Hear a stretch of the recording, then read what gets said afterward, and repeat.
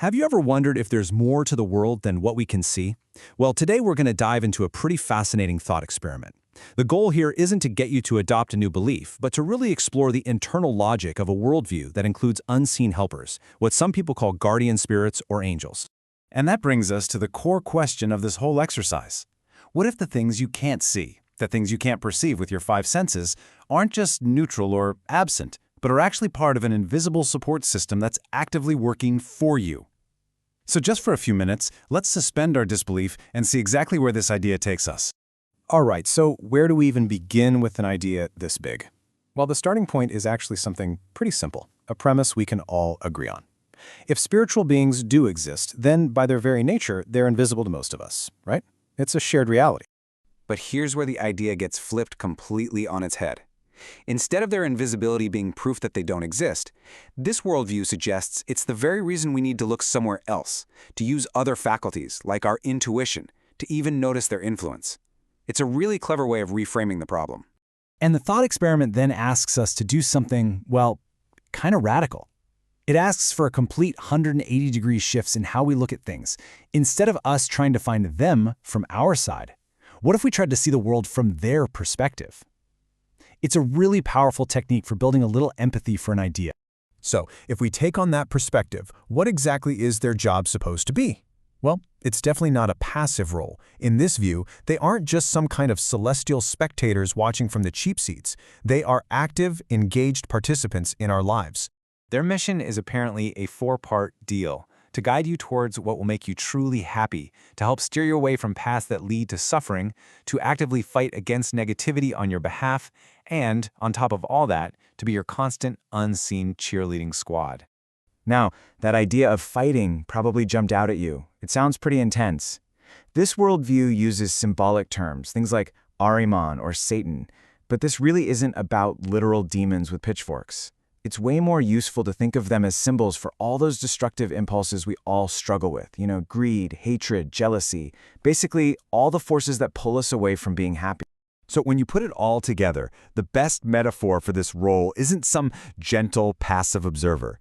It's much more like a spiritual bodyguard, an active protector who is constantly working for your well-being in a reality that just happens to run parallel to our own.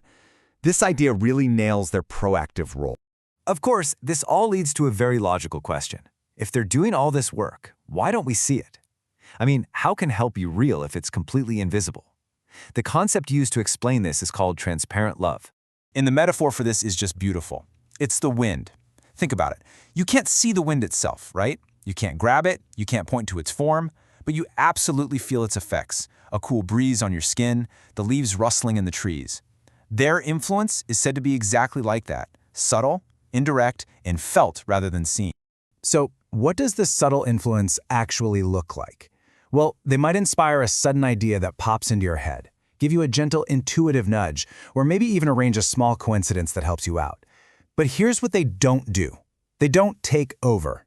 Your free will is absolutely central to this whole thing. They are not puppet masters controlling your every move or shouting, "Hey, that was me, I did that for you." And this is where we arrive at what is maybe the most radical part of this entire philosophy. This support system, this transparent love, is completely and totally unconditional. It doesn't matter if you believe in them. It doesn't matter if you actively deny they even exist. The metaphor for this is the sun. The sun shines on absolutely everyone, whether they acknowledge it or thank it or even believe that it's there. The light still reaches you. Their support is seen in the exact same way, as a constant, universal force that's always there. Okay, but wait a minute, this raises a fantastic paradox, doesn't it? If their help is totally unconditional, and it doesn't even require our belief, then why does this worldview even suggest we should be aware of it? Why would believing in it matter at all? Well, the answer comes in two parts. First, belief improves your reception sensitivity. Think of it like tuning an old-school radio. The signal, the music, is always being broadcast. But when you tune to the right frequency, when you're open to the idea, you can finally hear it clearly. You just get better at catching those subtle inspirations. And second, and this is even more important, is the idea of co-creation. This is how their inspiration is supposed to become reality on Earth. It's a partnership. So step one, a guardian offers a little spark of inspiration. Step 2, a human, that's you, has to make the conscious choice to actually act on it. And only then, in step 3, can a positive outcome be realized in the physical world. They can't do it without a human partner. So let's bring all this together and turn this whole thought experiment back around, back to our own experience. You know, the key takeaway from this entire worldview is actually really profound. In this model of the universe, you're not a puppet, being controlled by some invisible strings. Not at all. You are a valued, essential partner in a co-creative process. Your choices, your actions, they're what bring good ideas to life. And so that leaves us with one final personal question to just ponder. If you were to try on this idea, just as an experiment, how might it change the way you look at your own life? What if your greatest successes weren't just yours alone, but were actually a team effort? And what if those times you narrowly avoided disaster? What if that wasn't just luck, but was actually the work of your spiritual bodyguard? It's a fascinating lens to view our own story through, isn't it?